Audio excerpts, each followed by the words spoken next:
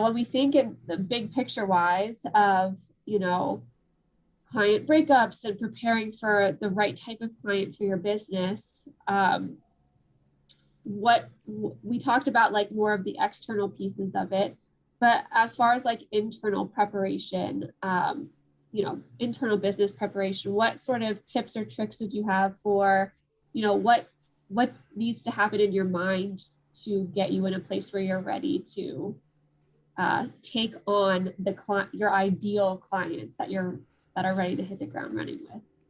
Right. And I think someone caught a lizard outside or something. I don't know. There's like so much commotion outside as you're asking the question. So how do you get focused and deal with people and get to a space when you're actually providing value? And all of this madness is happening. I think it was, I've heard from other coaches, they have, like little like rituals they go through. They have a kind of a mind emotion cleanse. Coach I worked with for a while, she would listen to music, and then I'd call her and hear this crazy, like super loud music in the background, and then she'd just be right there, and she had her own system of getting ready for sessions. I always felt it really easy to get ready for a session, and in fact, it felt I don't know, just comforting, like a fish going back into water, like oh, okay, here we are again, like just slipping right back into it. And it takes maybe 5 seconds, and I'm back into empathetic mode. So I've seen the range, people, and I think more important from a coaching standpoint, just business standpoint, life standpoint, having a morning ritual, having something that you do in the morning time that is really, really valuable. For me, and usually there's like a key piece to that. And for me, it's reading something else. It's reading something inspiring. It's getting a new idea. And I know this plays into my strength of love of learning, where I'd love to learn something. I like to figure out something, like here we are. And if I can get that right from the get-go in the morning time, it's like, okay, like it orients me towards, I think, a learning, like more towards learning goals, more towards growth mindset, more towards, okay, I know I'm gaining knowledge today.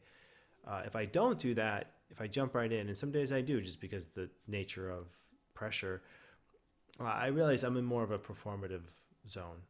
I'm trying to get things done. And it's useful to know what zone you're in, what zone works for you, what do you need right now. Can I do performance zone first and then learning zone second? That's a little challenging, but that's like going for exercise in the afternoon. Afternoon exercisers, I am in awe of. I feel like that's amazing. So I think that's the more important piece to me is, do you have something that is, something in your day that grounds you, gets you in that mindset that you want to be in? I feel like that's more important than the before session. Yeah.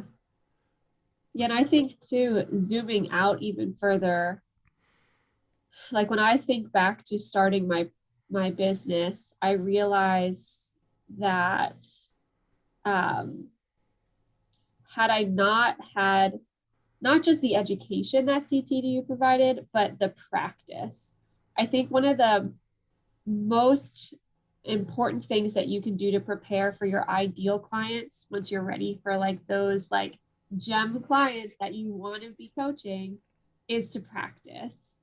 So if I had started my business at the same time I was starting my 1.0 and I pulled in my ideal clients, I don't know that I would have been as effective. Actually, I know that I would probably not have been as effective without the education, but the practice, getting out the nervousness and, being able to really like hone my skills with the practice clients that we had in our program.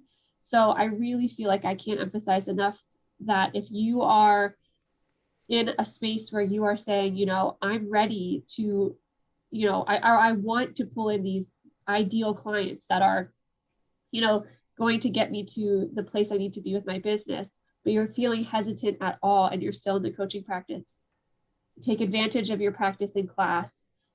Take advantage of the power hours, take advantage of the coaching pods. Even if you're not in class anymore and you still feel hesitant, like we offer those coaching pods, you can still join our power hours, there's workshops, you can reach out to us and think about how we can connect you with other coaches who might still want practice. but I do feel like, taking advantage of the resources that CTEDU has is really an empowering way to prepare yourself for these clients that you're just ready, that are, that are going to take your business to the next level. Mm-hmm, mm-hmm.